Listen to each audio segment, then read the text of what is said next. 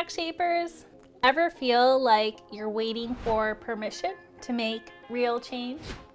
Maybe that you need a title or a fancy corner office to make a real difference? Well, today we are flipping the script. We're talking about how you can lead from exactly where you are.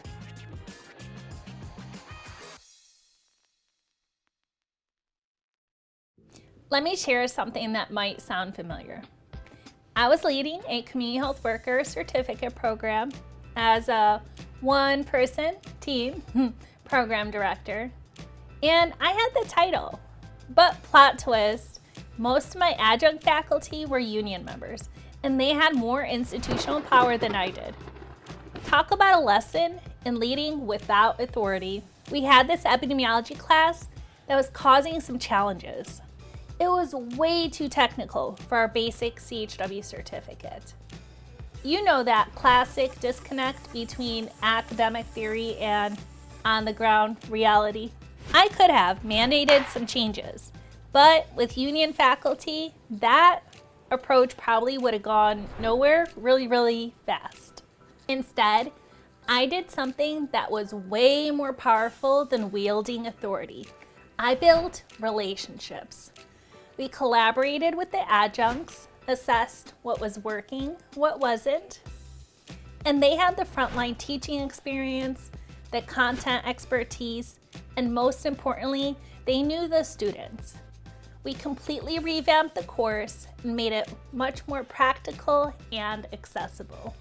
But here's where it gets interesting. I did not have the authority to get the revamped course approved. That's a faculty-led process. And so as a program director, I couldn't initiate it. But because we had built those relationships through collaboration, one of the faculty members volunteered to champion the course through the formal curriculum process. That's when I learned that authentic influence beats formal authority every time. Yes, your power sources. Pull out something to write with because we're going to map this out together. First up, expertise power. This isn't just about degrees or certifications. It's about your unique perspective, your experience in the community, and your understanding of what actually works on the ground.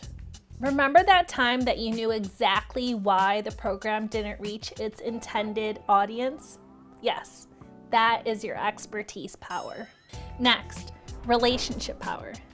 Think of all the connections you've built. Community members, colleagues across departments, that person in IT who actually returns your emails.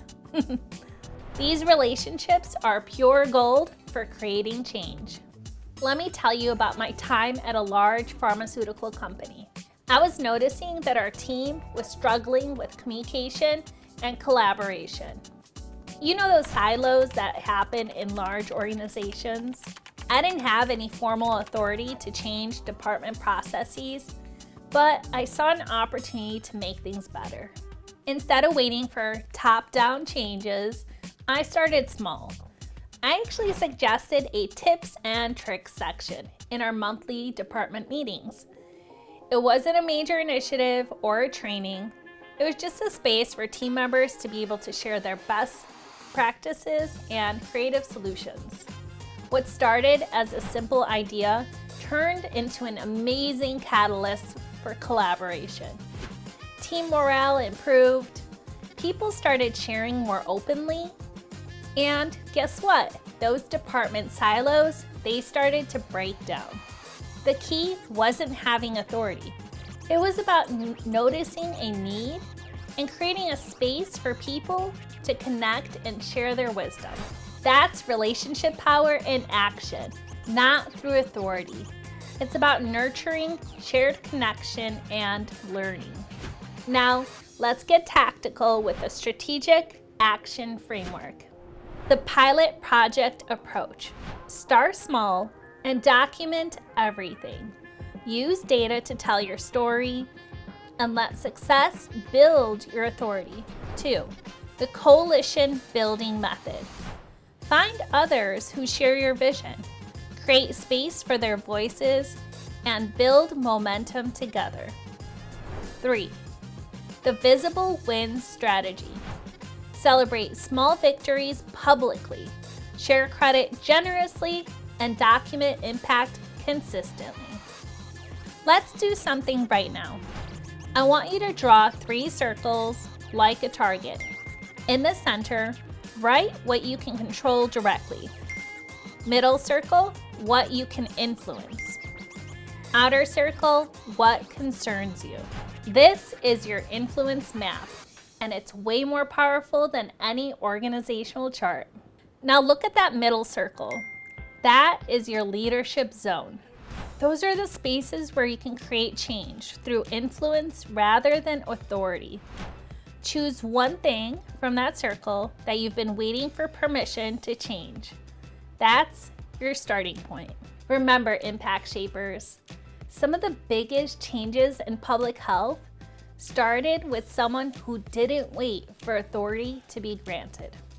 They led from where they were, they used the power that they had, and they created ripples that turned into waves. This week, I want you to take one thing from your influence map and take one small action. Share your commitment in the comments using hashtag #LeadWhereYouAre. Our community is here to support you. Remember, impact shapers, your power to create change isn't determined by your title. It's ignited by your purpose and amplified by your relationships. Start where you are, use what you have, and watch as your influence creates ripples of transformation. Share your leadership journey with our community using hashtag #LeadWhereYouAre. Because when we shine together, we transform public health forever. I'm Veronica, and you're listening to Public Health Curated, where systems change meets soul care. Keep sparking change, impact shapers. I'll see you next time.